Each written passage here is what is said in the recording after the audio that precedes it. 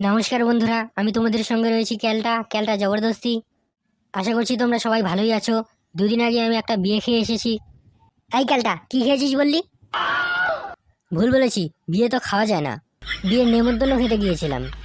তোমরা কিছু মনে করো না বন্ধুরা, ভুল তো মানুষেরই হয়, ভুল তো আর গরু ছাগলের হয় না। আর ওরা ভুল করলে ধরবেই বা কে? ও যেটা বলছিলাম, বর্তমানে বিয়ে বাড়িতে খাওয়াটা তো একটা বড় প্রতিভার বিষয়। क्या बोला तूने? বিয়ে বাড়ির খাবারের জায়গায় এত ভিড়, ধাক্কাধাক্কি আর হুড়োহুড়ি হয়, তখন তুমি কনফিউজ হয়ে যাবে যে বিয়ে বাড়িতে আছি না রাজনৈতিক মিটিং মিছিলে চলে গেছি।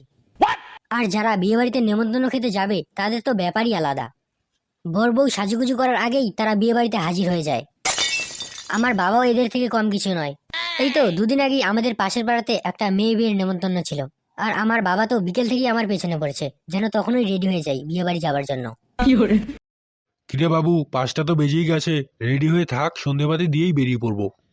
শুনেছি লোক হিসেবে খাবারের বাজেট অনেক কম করেছে, বিয়ে বাড়িতে দেরি করে গেলে খালি মুখেই বাড়ি ফিরে আসতে হবে। বিয়ে বাড়িতে গিয়ে খাওয়া দাওয়া করাটাই হয়তো ওদের একমাত্র প্রতিভা।